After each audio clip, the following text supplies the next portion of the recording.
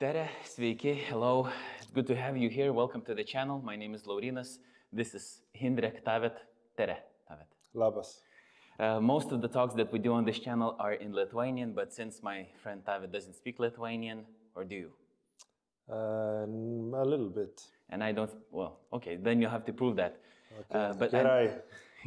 and I don't speak much of Estonian except for this one phrase that I know. Surnu tigu. Yeah. That's the most important phrase. We'll teach you one more. Okay, thank you. So we're here now in Tallinn, Estonia, at the Tallinn Methodist Theological Seminary. That's correct, right? That's the full name? And also the church is in this building. And this is the chapel within the building also. Yes. And I've known Taavet for 11 years. We'll talk about our connected story, I guess, a little bit. And it's been a while since I wanted to talk to you about something. First, I thought we'll talk about martyrs.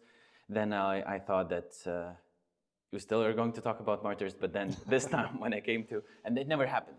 Okay. So this time when I came to Estonia, you teach, by the way, at the seminary. You're also an ordained Methodist. Actually, what we call a local pastor. Local pastor. Yeah. Okay, you'll have to teach me Okay. all of the peculiarities of being a Methodist. The first question, of course, will be what kind of method are you using to convert people?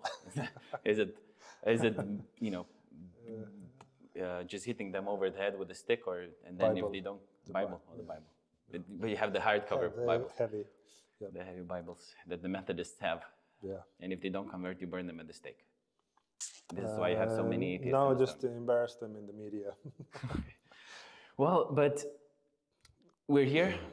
Taavet and I are talking. We'll chat about a bunch of stuff. Taavet is also a missionary, so you travel a lot. You have a wife, have a daughter, Amada, and Veronica is your wife's name, by the way, just so that the people would know. And And both we have of you, another daughter coming. coming, yes. Late yes, of November. course, late November. Yeah.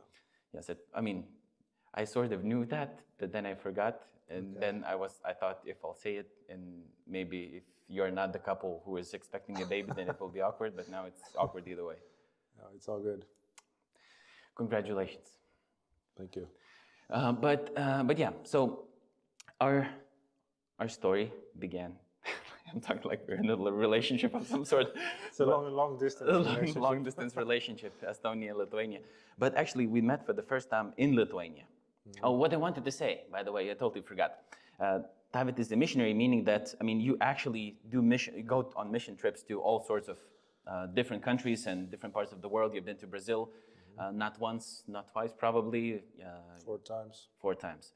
You speak Portuguese, by the way, because people in Brazil don't speak Brazilian. They speak Portuguese, unfortunately. And they don't speak English much. Either. So you had to or learn. Lithuanian, even. So you had to learn Portuguese. You got the seminary education in the US and you went to some part of Russia some time ago to like a small group of people also to evangelize and things. Yep. And so we'll talk about all sorts of different, you've seen miracles and healings, I've heard. I have. You've been to Africa. I have. Okay, so things like that. I mean, we're going to talk about all sorts of things, but of course, first things first, our story. Okay. So 2011 was a cold fall night. It was in autumn. I mean, it was around this time of year, right? Yeah, right? yeah. There was a conference put up was the proposition. Put on by Agape Lithuania. And I've come into contact with Agape Lithuania and later worked there when I came to Vilnius to study and play basketball. However, in 2011, I was not a Christian yet. But I was, open, I was curious and things like that. I was playing some basketball, actually came to Vilnius for basketball. I got injured really quickly. But then the next year, I heard that there's going to be this conference, and there'll be some athletes coming also, and a guy who'll be kind of leading the seminars, and he'll be speaking. He's also like a sports chaplain of sorts, something like that. And I was curious, of course, and I came. But this was a Christian conference, and me not being Christian, that was an interesting experience. Even though I was, open, the lingo sounded kind of familiar. But then we were sent in twos to go to the city to evangelize. I don't remember much, but I remember this much. And I was coupled with Taavet, and we went into Vilnius, somewhere out in the streets, to talk about the gospel. The problem was that I didn't actually know what the gospel was and didn't understand it and didn't believe it. And I didn't know any Lithuanian, or neither the fact that you weren't a Christian. So I'll just tell one thing that I remember, and I'll let you pick up from there. So I remember us going to the cathedral square. There was some lady sitting on a bench, and we started speaking to her about God. All I could do was, speak about God and things. And I don't remember what you said exactly. But she said that she believed in God, and as far as I remember, she was reading Joel Osteen's books. I remember that, yeah. And Joel Osteen, just for the record, is the prosperity preacher, and none of us are actually too keen on the... Yeah, not on the same page with that guy. Yeah, not on the same page with Joel Osteen, but yeah, so we spoke about something, we came back. I don't remember much what happened actually in the conference. We went with the speaker also to the university, Vilnius University, the next day or something like that.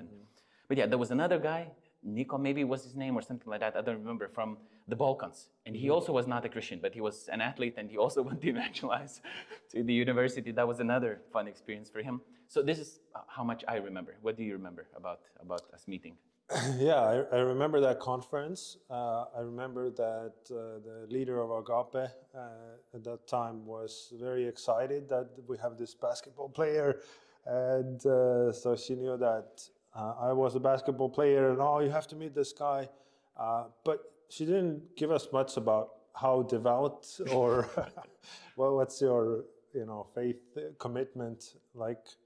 But what I do remember is that I remember an evening, it might have been the last evening of the conference, where you sat down with Doug Pollock, and he was the main speaker of the conference.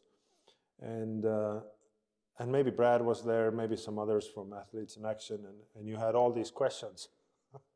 And I remember that part of you, which has a lot to do with your ministry now, having questions. And you were probably, I didn't overhear, but I just saw you talking with them, and maybe I heard a sentence or two, and I realized that you have more questions than answers. and those guys were probably explaining the gospel or parts of it to you. But of course, I remember going to the streets. We also did some evangelism through hip-hop, because it's the streets. Yeah, well, we actually did some through basketball. So we played played 3-on-3 or something with some guys. Yeah, and the goal actually was to get, to talk to them a bit, to see what they think, or to give them some material about athletes' testimonies. We had a DVD, I think, that we were giving. They're still around, yeah. And but we were playing with them, and I'm thinking of the DVD. But at some moment we started to not to lose, but it was coming a little close. And then I remember you stopping, and you told me, "I don't like to lose." And I realized that, well, for you, this is a competitively, like, this is a really important game for you. So I guess I moved a little bit faster than. So we didn't lose, but I remember that attitude, that there was something. Okay, well, this guy is very competitive. And then we also had an interesting opportunity to go. We went to see a game, right? Was that in the same conference? It was, but I didn't actually go to see a game. You didn't? But other people went. But you took us there or something? I don't remember, but I know that some people went actually. Okay, yeah. I think it was the people watching can correct me if I'm wrong. I think it was the European Championship in Vilnius, happening in Vilnius at that time. So we went, and I think we saw a Spain player or there were some big team. Anyway. I just remember basketball was going on also. We talked about that, and we made a bunch of jokes.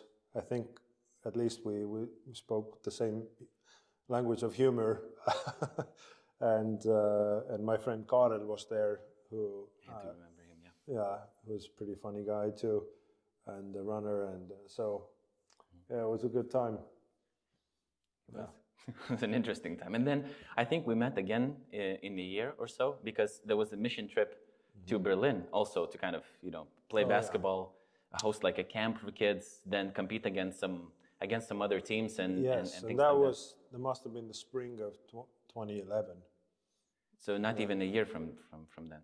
Well, it's somewhere around that time, 11 or 12. Oh, maybe 12. Yeah, maybe it was. Yeah. So a year and a half, maybe. Yeah. So we met there again. I was still not a Christian. There was. And I still didn't know that.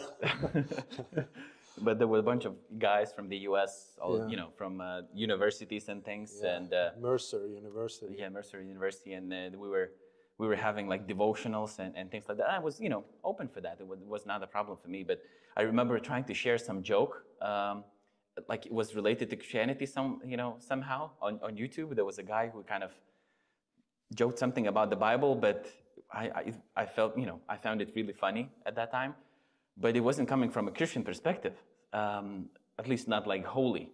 And then I showed that joke to everybody else, and I saw that all the people, the faces, when there was a punchline came, everybody was just perplexed. I mean, why are you showing us this? And I was like, it's kind of funny, But yeah, that was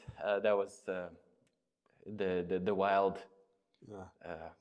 But something must have had changed within that time, right? I mean, you were moving a bit Are you closer now to doing God. the interview? Or? Yeah, no, I was just wondering. Because we can just do like a regular Because how did you make it to the trip? Well, I mean, Renata again, I want to say the owner of Agape. She's not the owner, she's the director of Agape. Maybe in a very spiritual way. But Renata, she's still, our close friend and like a family friend. And she was the national director of Agape at that time, and she's still now. And actually worked with Agape after my conversion. That was in 2014. And I started early 2015. But Renata, she was really keen on getting me to do stuff, and getting me involved in some activities and things. They would actually come and watch my games, like university games, when I played for Vilnius University. Renata and a bunch of other people from Agape would come almost every game. And I didn't quite understand what they were coming, but they would, just having conversations with me, and some of them actually seemed to enjoy the game, not just coming like that. But we need to ask Renata, because you also know her. And Renata was, as I said, keen on getting me involved in different things. And during that time, I was meeting with Jeff. He's also working with Agape still. And Jeff is the missionary to Lithuania from the US, and we would meet almost weekly, like regularly, to read the Bible, have a conversation and things like that. And I really liked our, meetings. So we'd meet mostly, my place, sometimes, some cafe at the university, whatever. And we would chat, about things. So Renata said, okay, there's this mission trip in Berlin. People are going to play basketball. Would you like to go? And I said, yeah, sure. I would like to go and play some basketball in Berlin. That sounds fun. So I went. Actually, I couldn't come from the beginning because I had something there was some stuff with my classes or something, or with my schedule of sorts, and so I didn't join you from the very beginning when you had like a children's camp or something like that. But then I joined you a bit later, and then Renata just kind of kept getting me involved in different things, and then until in 2014 I graduated from the university, and I was not playing professional basketball anymore. In 2010, I came to Vilnius to play professional basketball, got injured. So in 2011, I was just, playing after the injury, not being a professional, anymore, things like that. So in 2014, I came to faith after breaking up with my girlfriend, who is now my wife. So that's the same person. And both of us were not Christians at that time. That's crazy. So we broke up. I graduated from the university, and I actually went to play professional basketball again in Prienai, a small town in Lithuania, because the coach knew me and they didn't have enough money to hire a good player. And I was doing okay, like the level that I was playing at, and he knew my injury history, but he gave me a shot. Yeah, so that's a great thing to say, that they didn't have enough money, so they called you. No, they didn't call me actually. I reached out to him and said, because I wanted to actually, I was in existential crisis of my life, in that year. So I just wanted to kind of leave and do something. And when I saw that he started coaching that team, so I just, texted him and said, Coach, would you like me to come and play for you? And that was a long process because, of course, I was not their, priority in any way. I was playing in the 3rd Division Lithuania, and I hadn't played professionally for 2 or 3 years up until that time. I had like a full-time job. I was, like a student, and I played some, like amateur Vilnius leagues and from a university, and also for this team in Lithuania in the 3rd division. So they gave me a shot, and I went there. I got re-injured pretty quickly, but there, actually, by reading the Bible and having conversations with the same Brad that you mentioned, and with Jeff also in Vilnius, God did something to me, and I, put my faith in Jesus. He reached out to me, and then, I came back to Vilnius and started working with Agape shortly after, and then we continued our, conversations and meetings and things, and we would meet like almost once a year, I guess, right? Yeah, there were some random things that either took me to Lithuania, or somehow we had, a little bit of time to talk. So once I was passing through with my mother, and you housed us in a very simple some apartment in Vilnius, and just for one night maybe. Yeah, and we were flying to Israel maybe from there. Yeah. And I got this little hat as a gift also. Yeah, and you worked at the airport car rental. Yeah, well, the car rental company, but sometimes I would be at the airport. Yeah. So anyway, that worked out. So we stayed in, and so in all of those little encounters, also I guess we interacted. Even though our conversations weren't so much about like apologetic topics, they could have been, but they weren't. I mean, we were just friends, right? And catching up and stuff. Yeah, I guess it seems like the best word would be like we clicked in some way. And then after that, I don't remember when, and I was still not a Christian at that time when you came. But after that, I became one. I think almost yearly we would meet.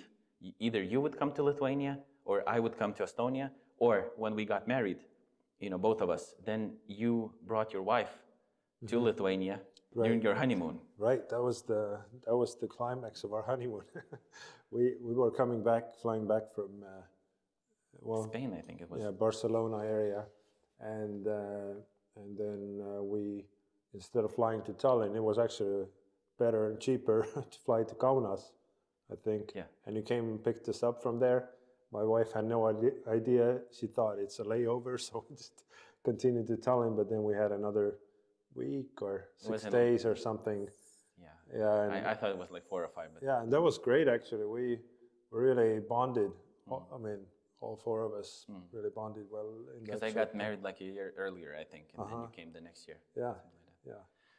And then after that, we would, come. Either you would come and visit, or we would come and visit. So last year we were also in Estonia, both of us, me and my wife. Right now, both of us are here as well. But last year we came to visit you when you started pastoring a church in Saaremaa, which is an island off of the coast of Estonia. Right. And the church is just on a farm field. I mean, in the middle of nowhere, as far as it's possible in Estonia. It's pretty far out there. Yeah, but it was really fun. It was fun, to come and be there. But on the way back, I got sick with COVID. So that was the experience. But yeah, it doesn't matter. We met then, and so it's been a year. We've done some catching up until today. But so the reason why we're here, because we're going to kind of talk about apologetics with the students here at the seminary. So that's going to start tomorrow, I guess, and we'll be doing something at your classes, because you're teaching here what exactly? Well, tonight I'm teaching spiritual formation. That's one of the several classes I teach, but that's something they have at every session. So every time the students come in, there are 2 hours of spiritual formation, and part of what we do there is actually we look at the faith journey of different people. So it's quite common that I actually have someone from outside and we interview the person and see what has not only made them a believer, but what has formed their faith, and where are the parts of our life where God shapes us and really transforms us into Christ-likeness. So it's a fancy word. Well, it's what Paul and others use. Okay. I didn't make it up. Yeah. So it just happened somehow that I got to share some of my testimony again for some reason, and you started interviewing me. Maybe I allowed you to do that because I wanted to be put on the spotlight. But now, just to humble myself, and so that people could hear your testimony as well, could you share with us, with the people, with the millions of the people who are watching from Lithuania and Estonia, how did you become a Christian, right? Yeah. So I think even just borrowing from your story, I think what happened with you is somewhat that you were maybe a Christian even before we met in some cultural sense, right? Yeah. I was not an atheist, definitely. Right. I mean, but in terms of like personal faith and commitment and what we would call a devout Christian, or the founder of Methodism, John Wesley, would call altogether a Christian, someone who's all in, then that happened to me at the age of 16. So before that, I had grown up in the church somewhat. My mother had become a Christian before I was born in the late Soviet time. And I was then born into the new, free Baltic country, Estonia. And officially it was actually 1 year after I was born that we regained independence. But my mother was a new believer, and she brought us up in church, but my parents got divorced, and my father was not a believer. And I, at times, stayed also with my father. So I actually was able to experience the Christian upbringing, and a little bit, at least got a taste of the non-Christian upbringing. So I have a sense for what it would mean to be from a non-Christian background as well. A lot went into my childhood, but my mother was pretty much like Hannah in the Bible, someone who would pray for their children, even before they're born, and really dedicate already them to the Lord and make sure they attend every conference and prayer meeting, and every preacher that comes to town lays hands upon them. And maybe a mix of Hannah and then the mother of the sons of thunder, Salome, who's like telling Jesus, okay, you need to have my sons on your right hand when you go into your kingdom. And so my mother, I think, is a mix of that. But at the age of 16, by that time, we're talking about teenage years still, and by that time I had started to run away from my childhood faith, just because I felt like it was just, forced on me. And by that time I also had sensed that I'm probably going to grow up and become a pastor. There were so many people who thought that would happen, and some who would say that that's a prophetic word, like, okay, you'll get to minister. And what that caused in me was that I became,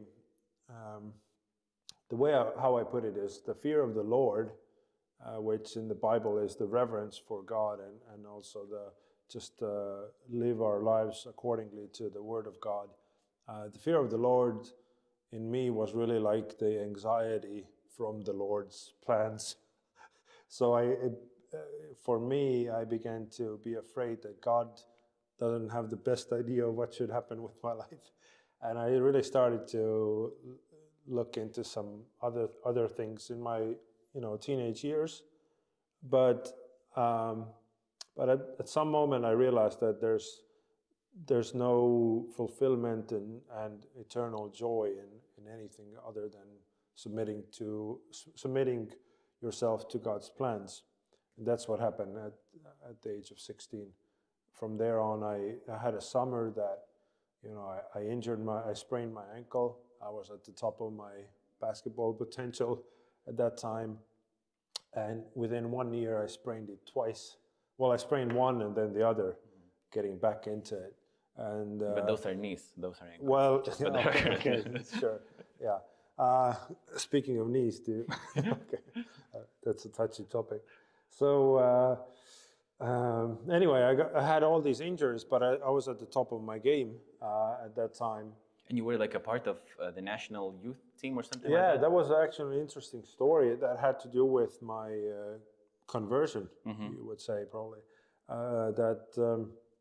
I had, so I was making basketball my idol. I was also quite good in playing the violin. So music and sports were my perspectives and idols.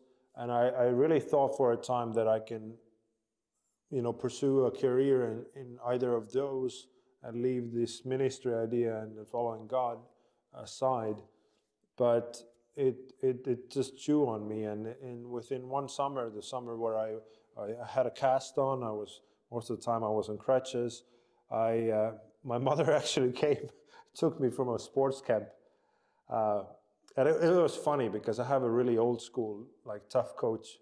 The Lithuanians know what I'm talking about. Like one of those coaches you don't mess with. If they step into their room, you're like probably going to do push-ups because you did something wrong. And I had a really tough coach, but he was afraid of my mother. So that tells you something about my mother. So my mother came into the camp, said, "Okay, hey, you're on crutches. Why are you even in the camp?" But anyway, so she took me to a series of meetings in some church, and it was in those meetings I figured I can make sports or anything else my idol, that I have to surrender to God and just see what His plan is for me.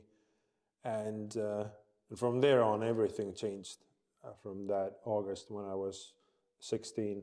And then half a year later, when I had sprained it again, I sprained my other ankle, I was pretty sad, to say the least.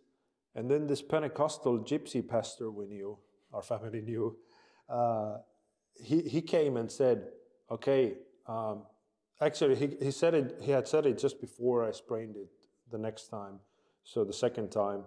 So he had told me, if you're going to sprain your ankle again, you have to lay down basketball for good, or give it up. That's what he said, so it happened, like a gypsy, but a Christian gypsy prophecy.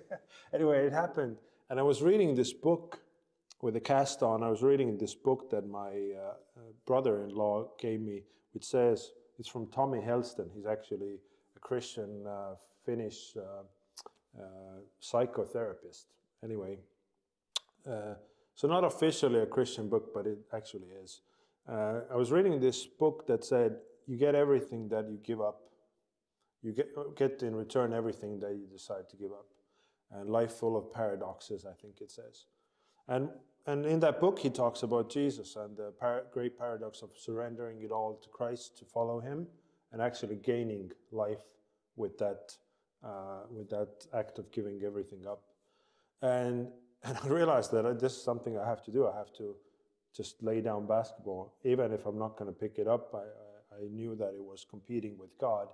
And I had just surrendered my life to God. And so I did that. I don't know if it was September, October, I don't remember exactly. And then it was either the same night or the next night, I was invited to the Estonian youth team of under 18 to participate in a tournament with them. It was amazing because they never invite people who were not from Tallinn. I'm way from the south, Latvian border. And there was only two guys invited from the south. One was Kitsing, who plays for the national team even now. Did he play for Christian. Ritas? No, is that the same guy? I think. Yeah, maybe for some time. I don't know his career by heart. But he was recruited from Tartu, and then they took me from Võru. Which is way in the south, with beaches and palms and things. It's way down in the country, and anyway. But what happened inside of me was I had made that shift, and God was God, and basketball wasn't my God anymore.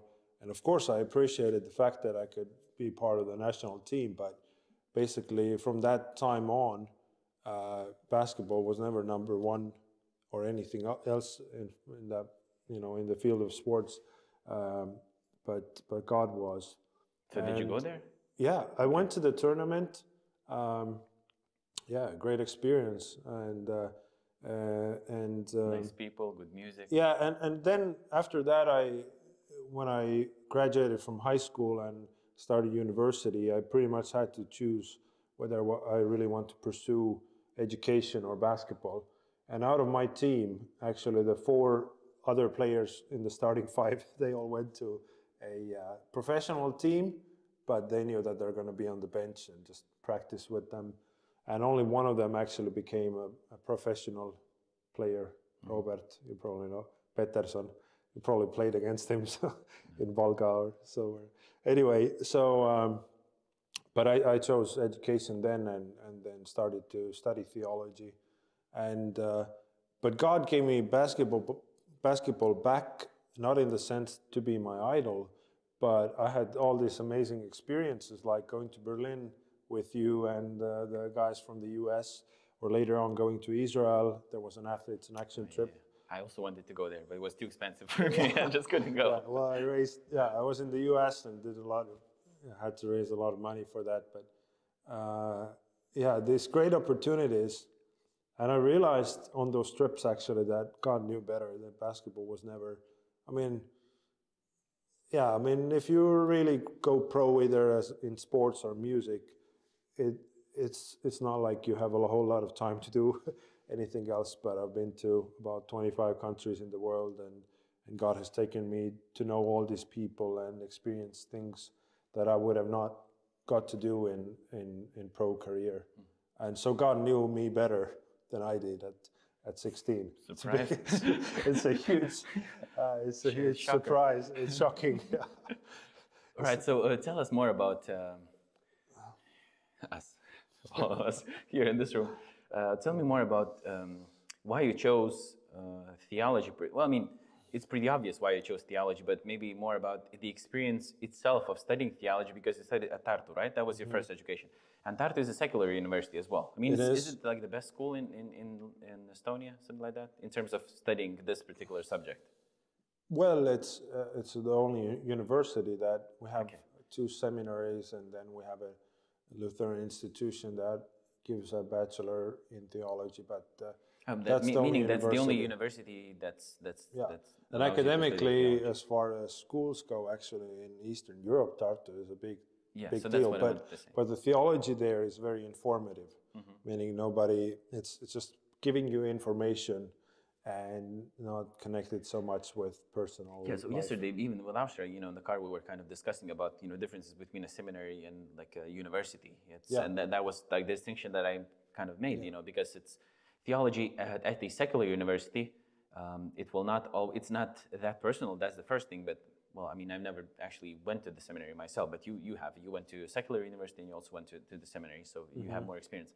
But I mean, usually at the university, even if you're studying theology, not all of the instructors, teachers, professors are Christians themselves, right? I mean, some of them can be atheists and they have different ideas about God, like basically anything, right? But so that was something like they're all of them like knowledge.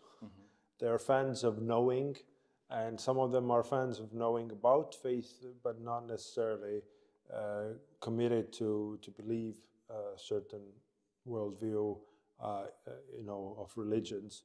And some of my professors who I thought are atheists or not believers came out years later that they actually, they belong to a church, things like that. But it's also because they want to really keep the atmosphere as neutral as possible. Yes, neutral, just give informative knowledge.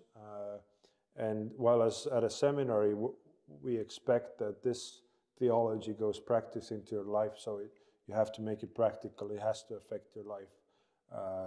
Thus the spiritual formation class is all about connecting what we learn here to, how does it work in our lives, in the lives of the people, in our churches and communities where we make disciples. Did it shake your faith at all, studying there at Tartu? Because I mean, like if it's not a seminary, like a conservative seminary, or a secular institution where not all of the instructors are Christians or committed Christians, right, and have different understandings of worldviews and commitments and things like that. Did you hear anything like that would particularly shake your faith, or like? I mean, I wouldn't recommend university theology to go and get confirmed in your faith. It's not its purpose. And when I started, it was the biggest class of the last 10 years maybe. There were over 60 of us, I think. And we had a handful, maybe 4 or 5 Christians, including myself, and about the same number of Satanists, or actually those who, well, they proclaimed to be Satanists.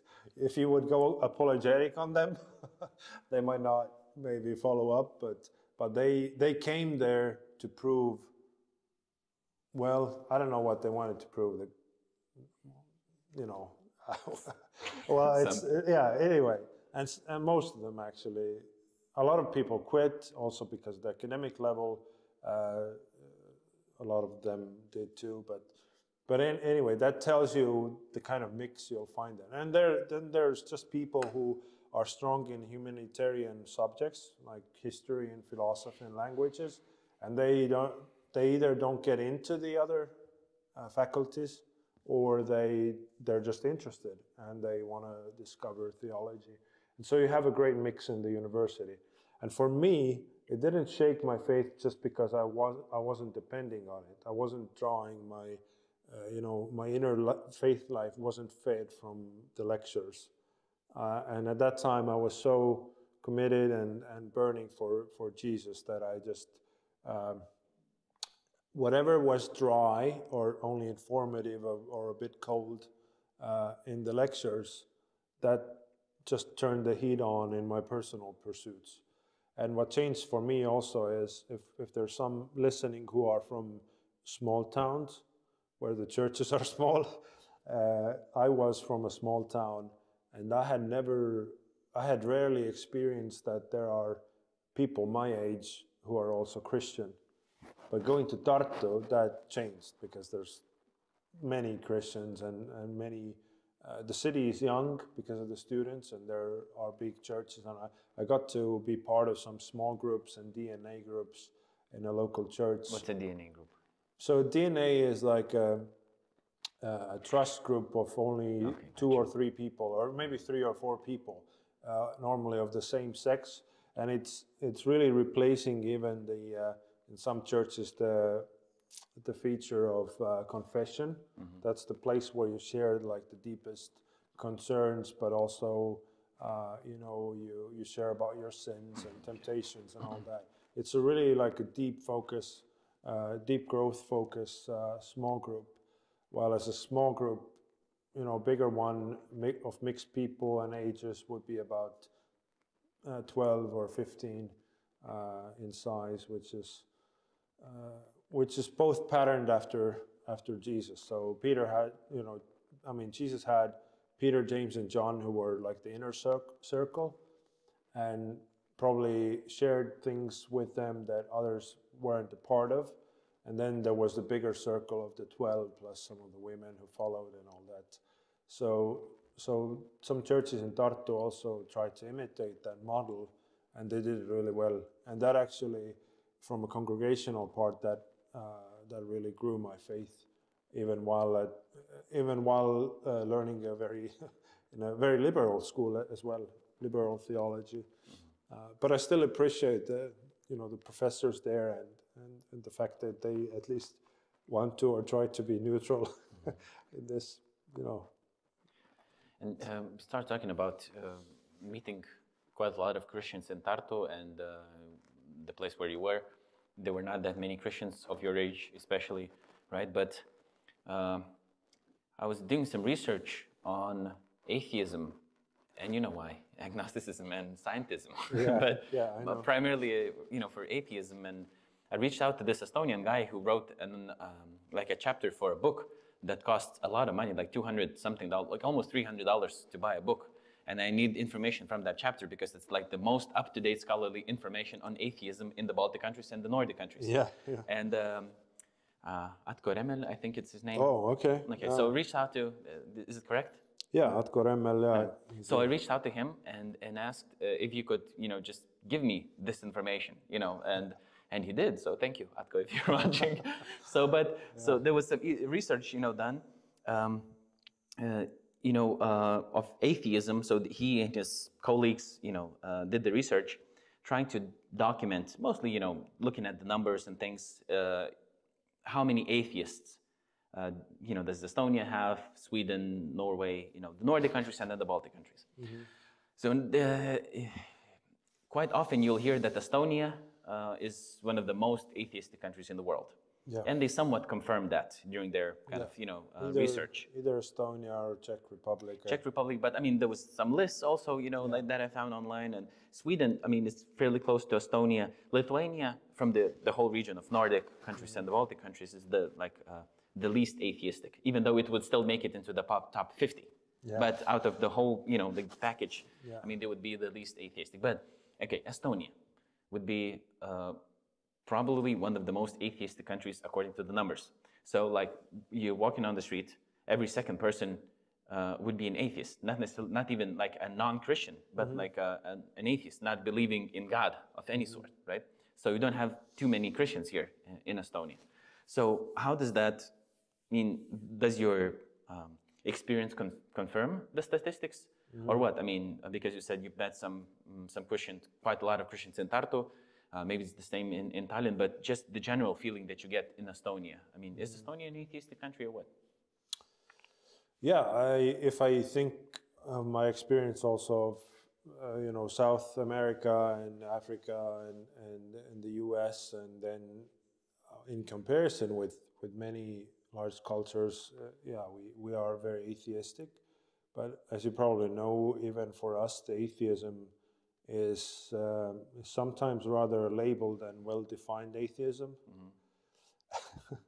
I was just hearing of somebody talk who said that they were a real atheist, kind of like when we say somebody's a real Christian, and saying that if someone's a really a true atheist, then they're only one step away from faith.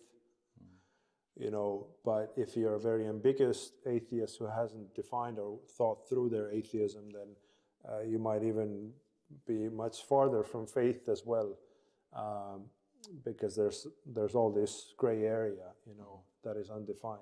So I don't know if you would, Atko might be, to the person who would label this, but I don't know if we can talk about nominal atheism. Something like this is very, very prevalent, meaning atheism that is not really atheism, because even those latest research, like the one made in 2020, shows that people believe in all kinds of stuff.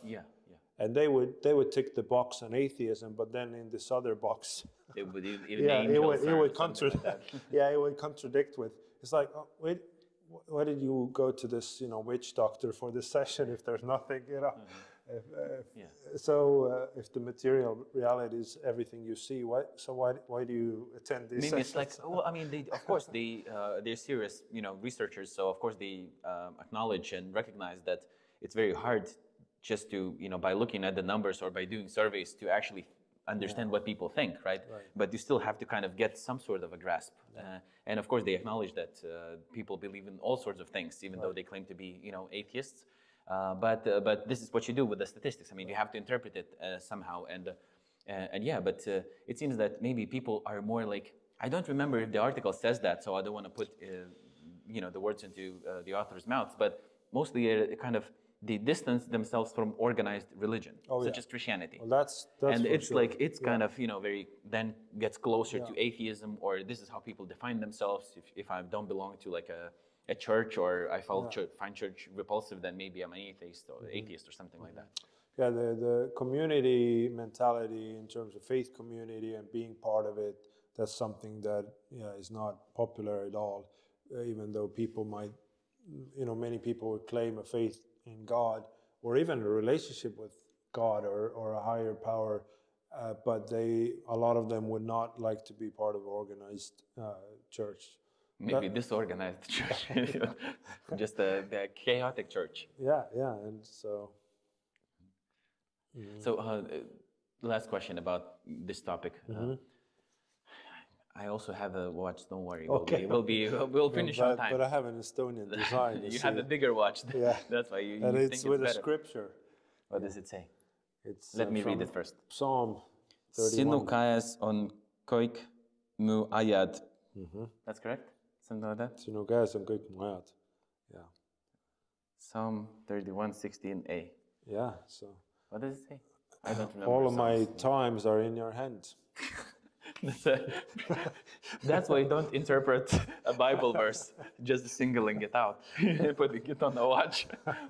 But what I wanted to say, so do you feel that the people who are disassociating themselves from religion, do they do they find you weird, like Christians, or maybe they don't like you, or maybe they don't like religion, like Christianity as an institution of some sorts, or they're like more or less kind of they're there, but we don't actually care much about that. They're not, don't have any strong feelings, or are there strong feelings? Yeah, there might be hurt feelings, but it also could be just what you said, that they don't care and they don't want to be associated because they have their own life and interests, and probably a similar sense. I would imagine, like in the other Baltic countries, that the faith, especially a church community, is something that you turn to if you're either really old or really in trouble.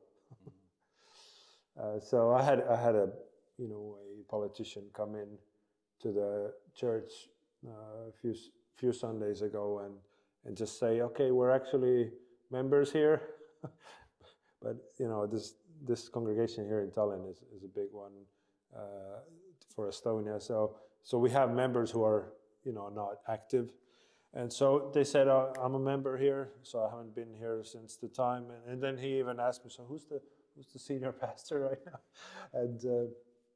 And then but he said that, but now we need prayers. And what he meant by that was that, well, they were in a crisis. It was a real crisis, and they really wanted to pray for something. And this is an interesting phenomenon in Estonia. This I think the religion sociologists define it as substitute Christianity, meaning that I'm a Christian through you, in the sense you go pray for me in your church. In Lithuania, it's also like a similar thing, calling like that. I don't know the exact term for that, but it's more like you are going to acquire services from this person. Exactly. So you do this on behalf of me. I'll come. I mean, I can put the €5 into the offering basket, but you go talk with God. And it's distancing. It's actually very much in the human nature. It's what Israel even did at the foot of Mount Sinai. They said to Moses, you go talk with this guy. We'll just do whatever he says. But they, at the same time, they distanced themselves from the personal and dangerous relationship with God. It does have a high demand to befriend God. And in terms of denominations in Estonia, what would be the biggest one? Because historically, it would be like a Christianese speaking. It would be a Protestant country, right? So what would be like the biggest? So Lutheran Church is still biggest in numbers.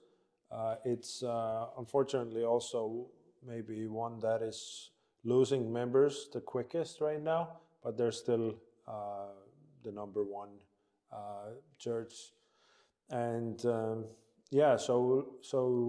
some parts of Latvia and then the whole of Estonia became more Lutheran, because of some wars in history, while as Lithuania stayed more Catholic. And but all of these Baltic countries, as you probably know if you know your history, are they were some of the last ones that were really Christianized. But so Lutherans are still the biggest denomination, followed probably by the Baptist and independent churches. And then some way sooner or later the Methodists and others come along. There is a presence of the Catholic Church, and then one of the biggest actually is still the Russian Orthodox, but that is the hardest to put a finger on in terms of what are the actual. There's so many members, but if you look at church attendance, it could be scarce in many places, and Russian Orthodoxy is also very cultural.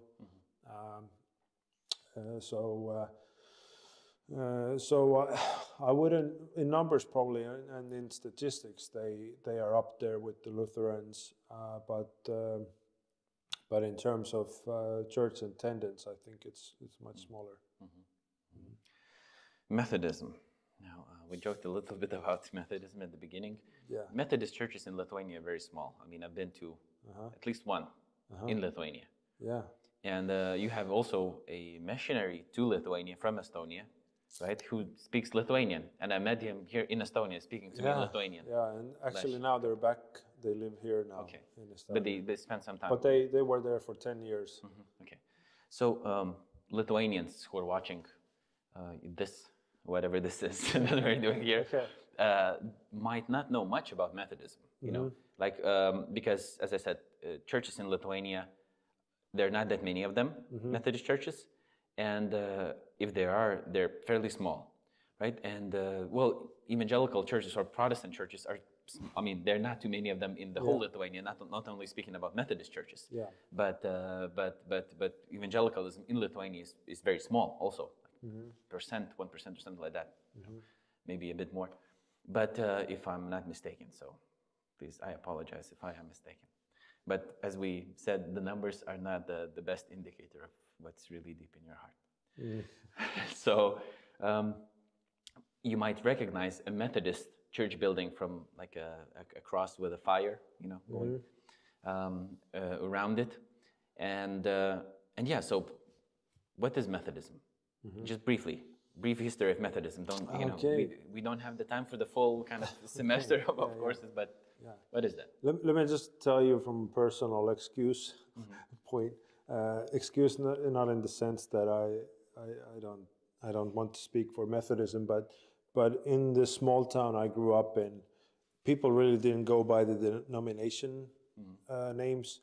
There was just a Christian chapel in the you know, this Karja Street, and then this U Street, and you know, these different streets, and people just referred to them as the prayer house here and the prayer house there. So nobody cared about the denominations. So nobody was really thinking of, okay, is this Methodist or some other ist, and what's the history?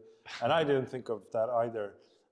When I was in high school, and when I had really committed myself to the Lord, then to be honest, Methodist, the church there just had the most active youth work. In fact, in those years, they had the best methods. Yeah, they had the best. Well, they were the only ones doing it. So they were the only ones who had a high school group. And honestly, and I mean, I knew the pastors, the couple and all that, and churches were working with each other. So for me, in upbringing, I wasn't never thinking of, okay, I'm joining this ism or ist, or, you know, it was more like, okay, the church in this corner and that corner and this corner has youth work. So let's roll with this. But yeah, Methodism comes from, it's associated with John Wesley, and he was an interesting guy. And he was an Anglican, so Methodist has a lot to do with, it has Anglican roots, but he started to do something that was not very Anglican at all, and that was preaching in the fields, and that was very bad, to go outside of the church and start preaching. But he did that, and that was maybe one thing that really differed, and it really caused an awakening in England and later in the US, and Methodism spread, and now actually it's spreading the quickest in different countries in Africa. But I think I would say it's a sort of a bridge between, if you think of Baptists, I guess there is a significant number of Baptist and independent churches in Lithuania, and the Lutherans. It's harder to relate, well, not very hard to relate with the Catholics, but maybe in the theology of sanctification, it's somewhat close to the Catholic mindset as well.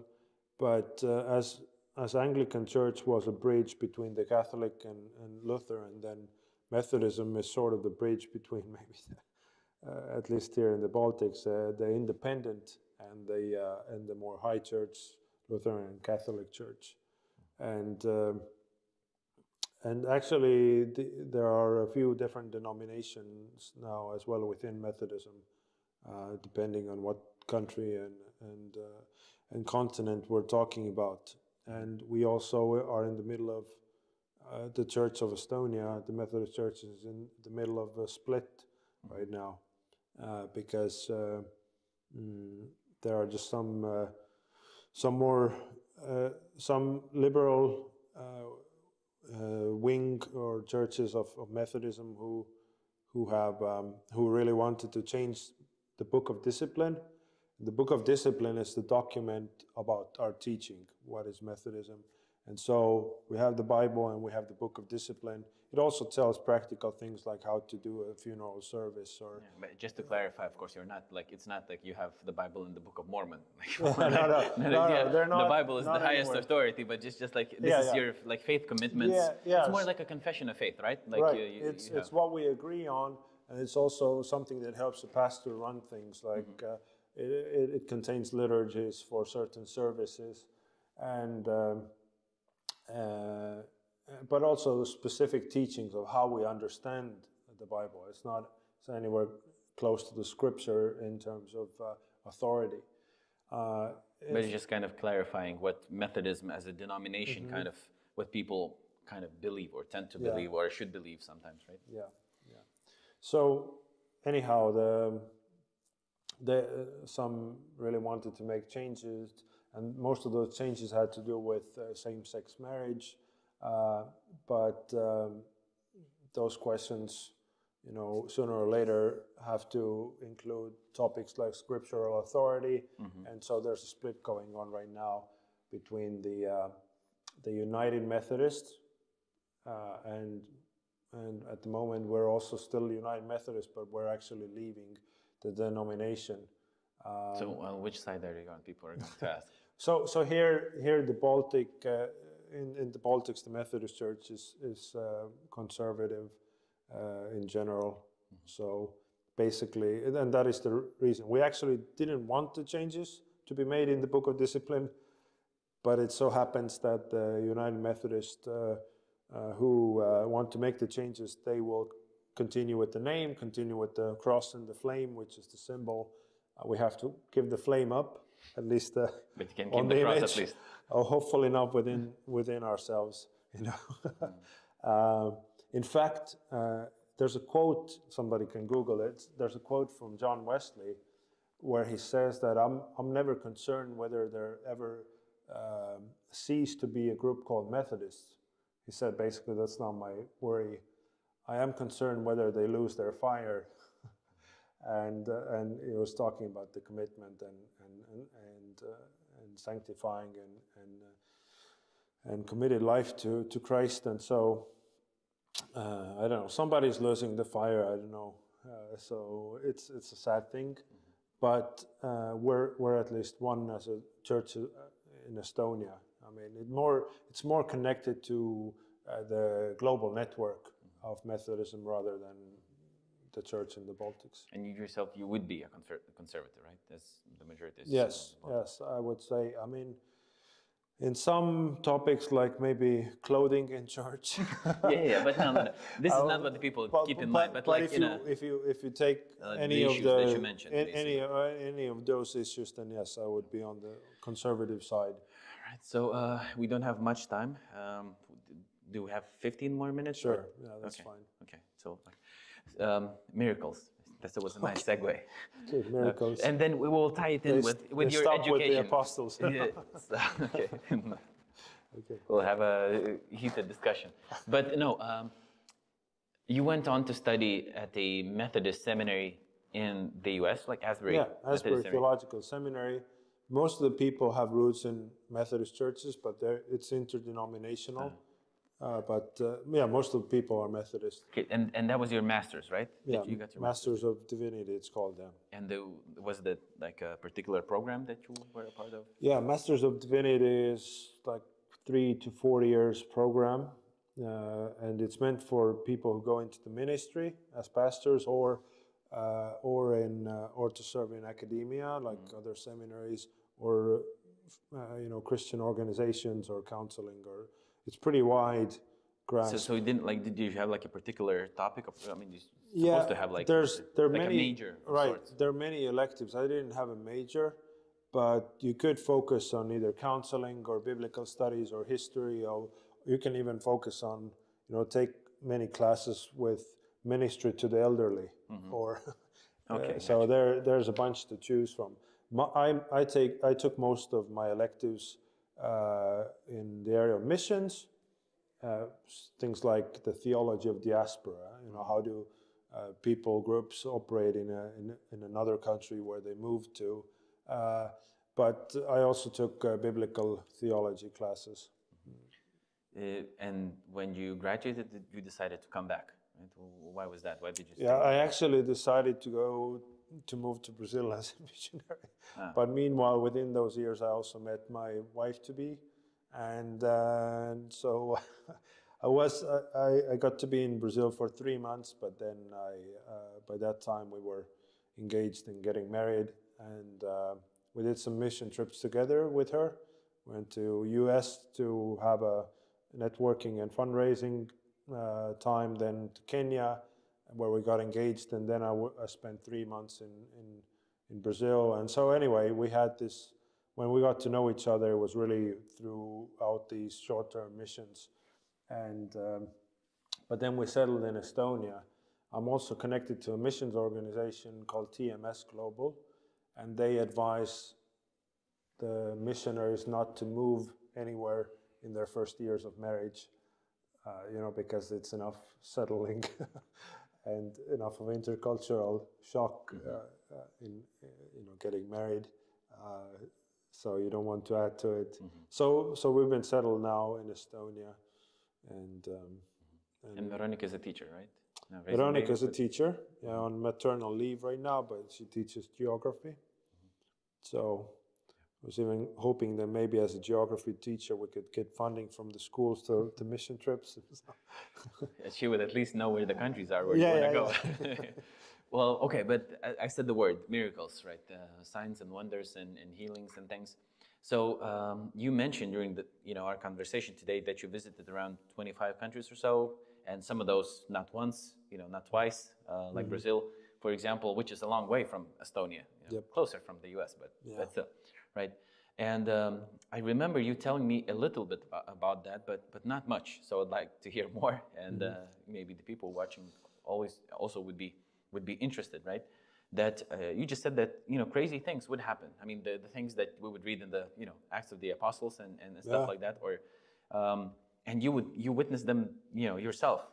People getting healed, something else. You just whatever comes into your mind, and name the places or what happened and things.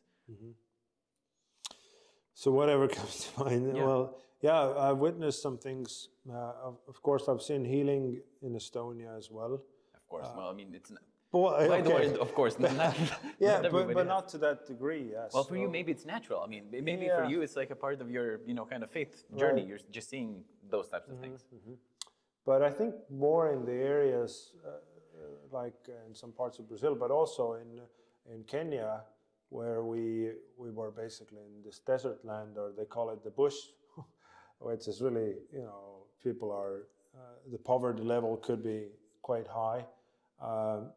So, I mean, some of the miracles I witnessed in terms of visual things you can see when a leg gets healed or something on a person's body, something that is really, I mean, you have to deal with it because it's so. You just see unless they're like acting. It's not like me. Maybe I mean, like I say, my knee hurts. You pray, and then I say, oh, it doesn't hurt anymore. Oh, a miracle, right? Well, even that's pretty impressive as long as you're honest. Yeah. Well, I mean, if you're not as long as it doesn't come back tomorrow.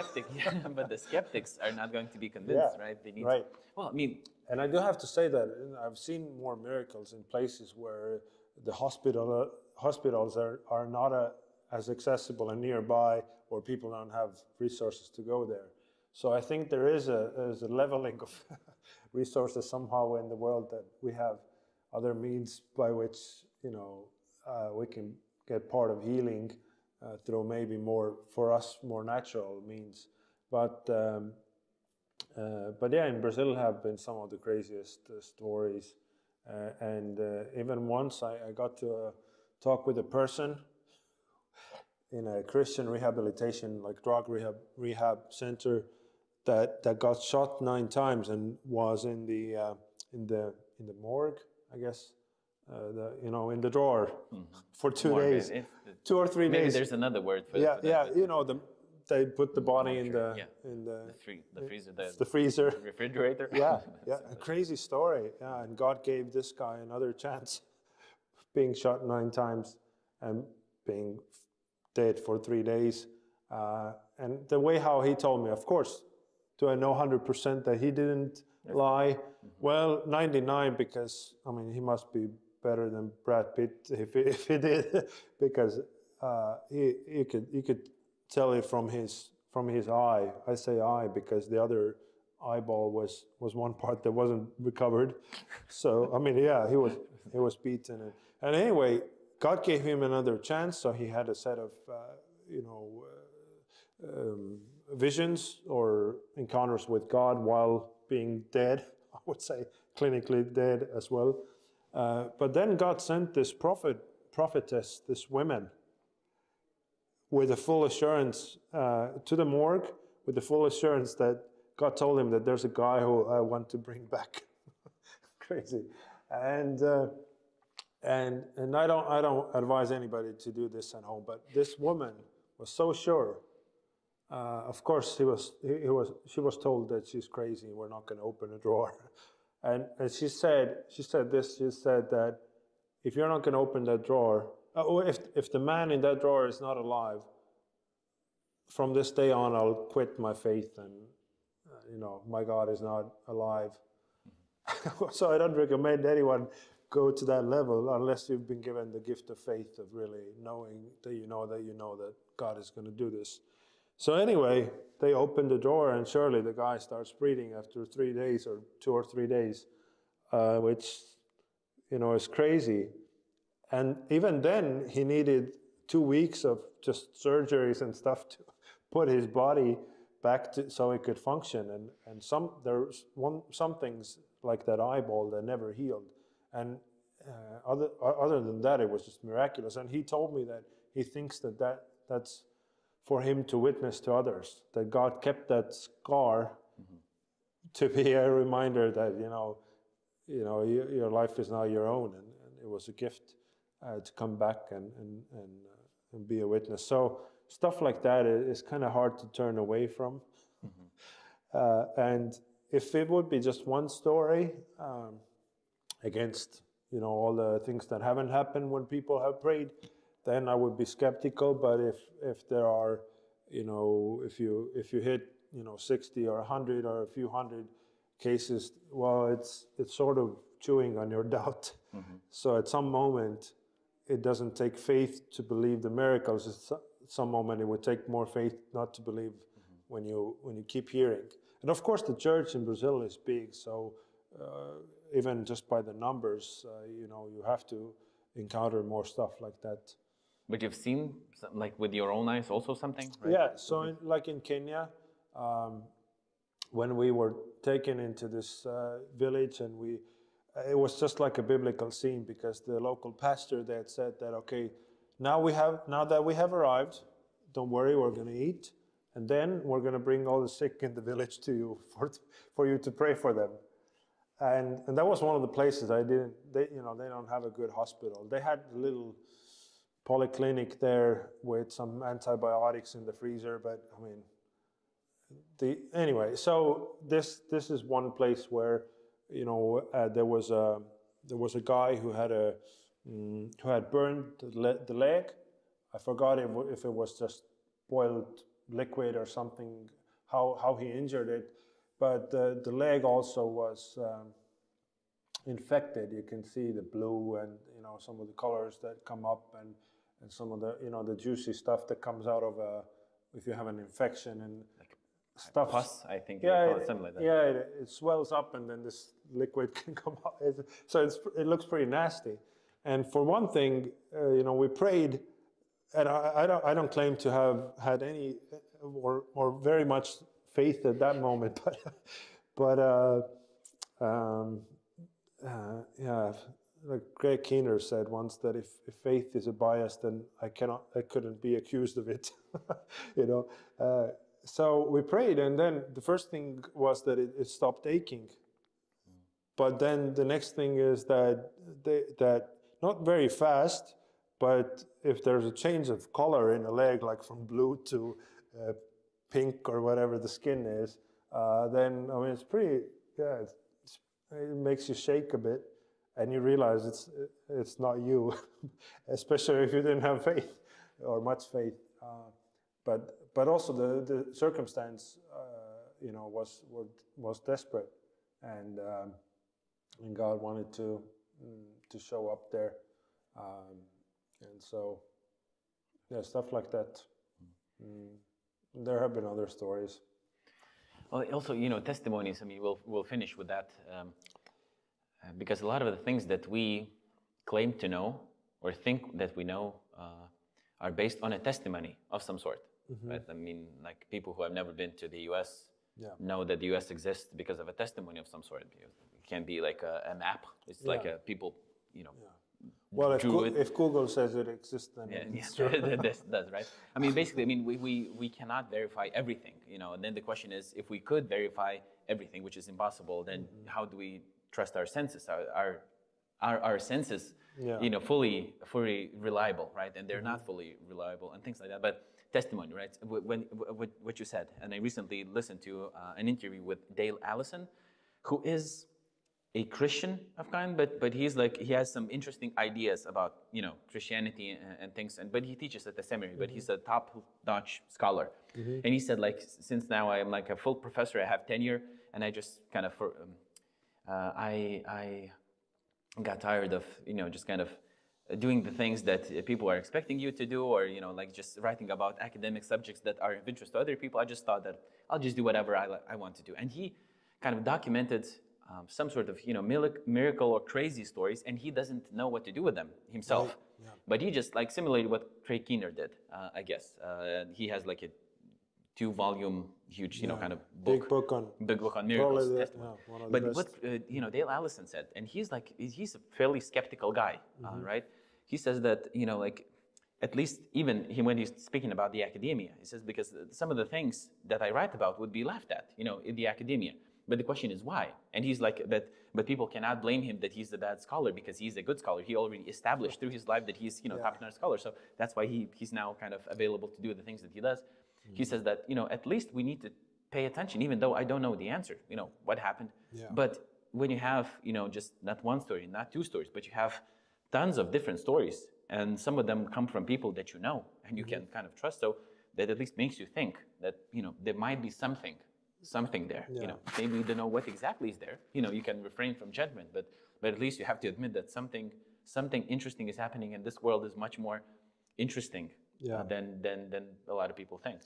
Yeah, and it makes scholars humble, and that's, I think, one of the reasons why even scientists who have a very strong academic, you know, status, they would, of course, they'd be careful to make claims like God healed somebody, but they also, when you ask about certain matters like the supernatural, they become humble because they realize that there are things that we're not able to explain away, or science is not able to put a finger on, and I admire that.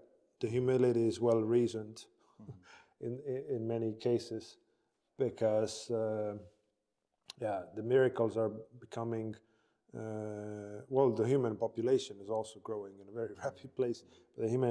But you can't deny that data of what people have experienced, and to call them all a liar.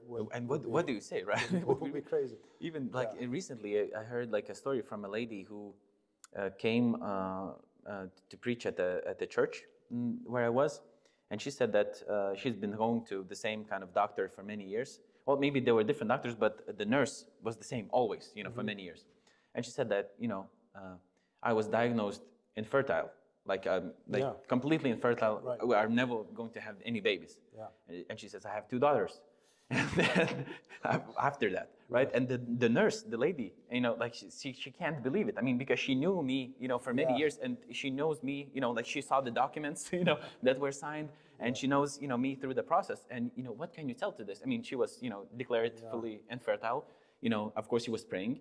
Well, I mean, she says, I mean, I was not, and she says, I was not even praying that much. I mean, I prayed, of course, for that. But it wasn't like I was, you know, just completely, you know, just fasting every day. And of course, I wanted that to happen, and I wanted daughters and things like that. But basically, what I'm trying to say is that, you know, when you hear stories like that, and some of them, I mean, there are even documents that say, you know, infertile, and you have, and you have babies. And the doctors sometimes just, you know, they just kind of refrain from judgments. They say, well, we don't know. And of course, you don't have to immediately say, God did it. But when you have this kind of context of, you know, like maybe prayer, and then something really inexplicable kind of happening, and maybe you don't know of any natural processes that could cause you that, you know, cause that, then you start thinking, okay, at least there's a chance, and you have a lot of stories then. And also, you know, other world religions may have claims of healings, but they're not anywhere close. The data is not anywhere close to the data of Christianity, and that's something that, I mean, is another thing that can't be dismissed. What I would encourage anybody in is to be skeptical. If you are skeptical in general, then to be skeptical also towards your own skepticism. You know, like you said, it's like, okay, who am I to say that this guy is a liar? And if he claims that, he's also a liar. You know, that doesn't happen. Well, sooner or later, you know, I have to be skeptical about my own skepticism. So. And we have to go because there's 6 minutes left until your class. So thank you. Yep. Thank you. Also. Aitäh. And I'll see you next time.